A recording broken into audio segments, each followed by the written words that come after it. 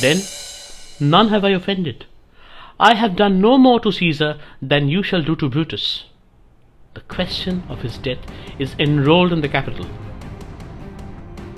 His glory not extenuated wherein he was worthy, nor his offences enforced, for which he suffered death. And there comes his body, mourned by Mark Antony, who, though he had no hand in his death, shall receive the benefit of his dying, a place in the commonwealth. As which of you shall not? With this I depart, that as I slew my best lover for the good of Rome, I have the dagger. I have the same dagger for myself, when it shall please my country to need my death. Live, live, Brutus, live! My countrymen, good countrymen, let me depart alone, and for my sake, stay here with Antony. Do grace to Caesar's corpse, and grace his speech, tending to Caesar's glories, which Mark Antony, by our permission, is allowed to make. To best, he doesn't speak any harm of Brutus here. Now, this Caesar was a tyrant, and that was certain. We are blessed that Rome is rid of him. Peace, peace. Let's hear what Antony can say. You gentle Romans,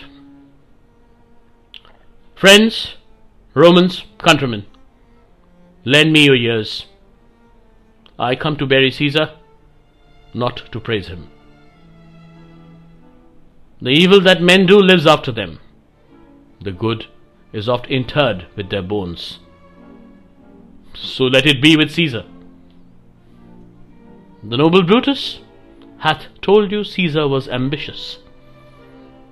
If it were so, it was a grievous fault, and grievously hath Caesar answered it.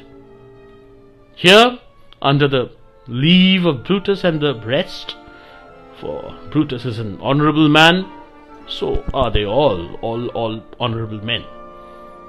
Come I to speak in Caesar's funeral. He was my friend, faithful and just to me, but Brutus says he was ambitious, and Brutus is an honourable man.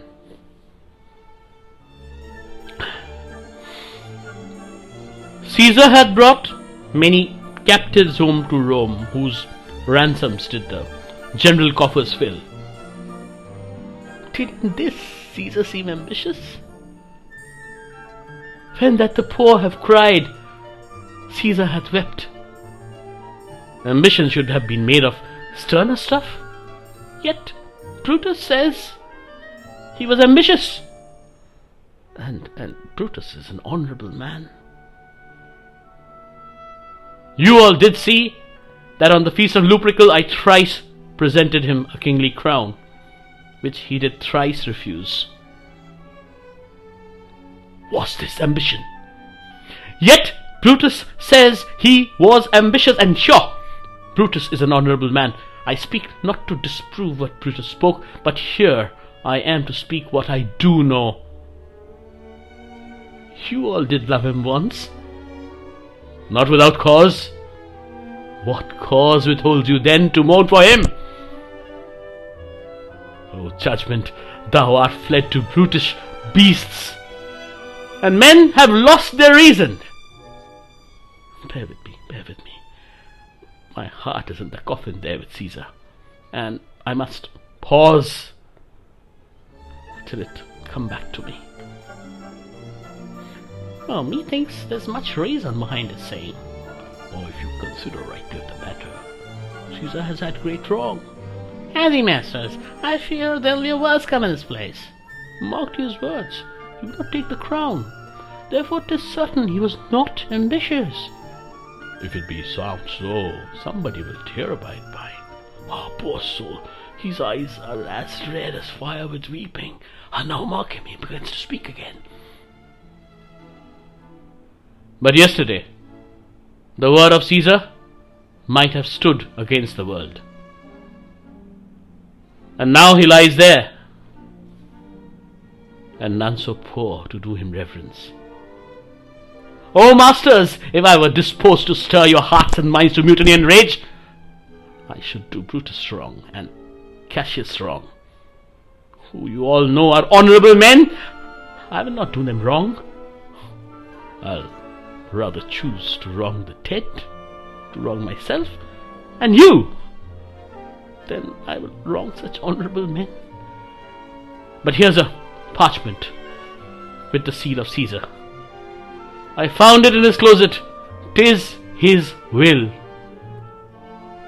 Let but the commons hear this testament, which, pardon me, I do not mean to read. And they would go and kiss dead Caesar's wounds and dip their napkins in sacred blood.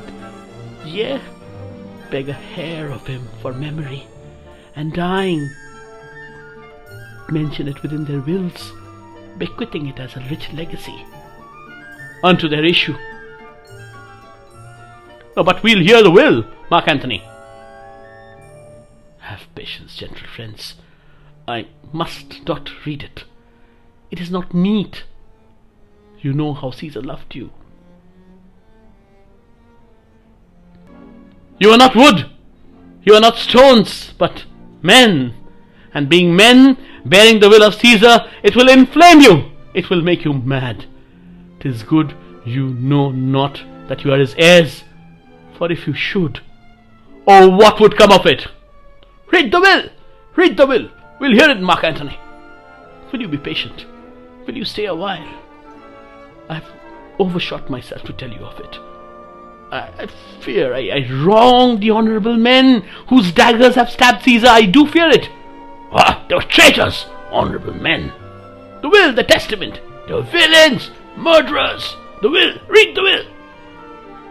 You will compel me then to read the will? Then make a ring about the corpse of Caesar, and let me show you him that made the will. Shall I descend, and will you give me leave? If you have tears, prepare to shed them now. You all do know this mantle. I remember the first time ever Caesar put it on. It was on a summer's evening in his tent. That day he overcame the nervy. Look in this place, Ran. Cassius's dagger, though. See what a dent the envious Casca made. Through this, the well-beloved Brutus stabbed. And as he plucked his cursed steel away, mark how the blood of Caesar followed it, as rushing out of doors to be resolved. If Brutus so unkindly knocked or no, for Brutus, as you know, was Caesar's angel. Judge, O you gods, how dearly Caesar loved him. This was the most unkindest cut of all. For when the noble Caesar saw him stab, ingratitude, more strong than traitor's arms, quite vanquished him. Then burst his mighty heart, and in his mantle muffling up his face, even at the base of Pompey's tattoo, which all the while ran blood, great Caesar fell. Oh, what a fall was there, my countrymen! Then I and you and all of us fell down, whilst bloody treason flourished over us. Oh, now you weep, and I perceive you feel the dint of pity. These are gracious drops, kind souls, what? Weep you when you but behold our Caesar's vesture wounded? Look you here. Here is himself marred, as you see, with traitors. Oh, prettiest spectacle! Oh, noble Caesar! Oh, woeful day! All traitors, villains! Oh, most bloody sight! We will be revenged! Stay, stay, countrymen, stay. Good friends, sweet friends, good friends, let me not stir you up to such a sudden flood of mutiny. That they have done this deed are honourable. What private griefs they have, alas, I know not, that made them do it. They are wise and honourable, and will no doubt with reasons answer you. I come not, friends, to steal your hearts away. I'm not true. I'm no orator, as Brutus is. But as you all know me, a plain, blunt man, that loved my friend, and that they know full well, that gave me public leave to speak of him. For I have neither wit, nor words, nor word, action, nor utterance, nor the power of speech to stir men's blood.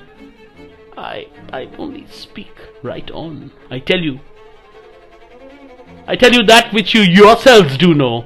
Show you Caesar's wounds, poor dumb mouths, and bid them speak for me.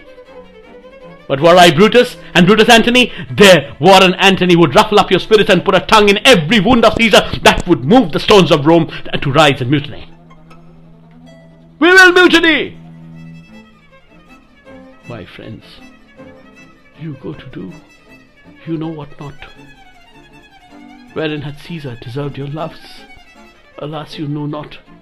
I must tell you then. You have forgot the will I told you of. Most true, the will. Let's stay and hear the will. Here is the will, and under Caesar's seal, to every Roman citizen, he gives to every several man 75 drachmas. Most noble Caesar, we will revenge his death. Hear me with patience. Moreover, he hath left you all his walks, his private arbours, and new planted orchards. On this side Tiber he hath left them you, and to your heirs forever common pleasures, to walk aboard and recreate yourselves. Here was a Caesar. When comes such another? Never, never come away. Now let it work. Mischief, thou art afoot. Take thou what course thou wilt.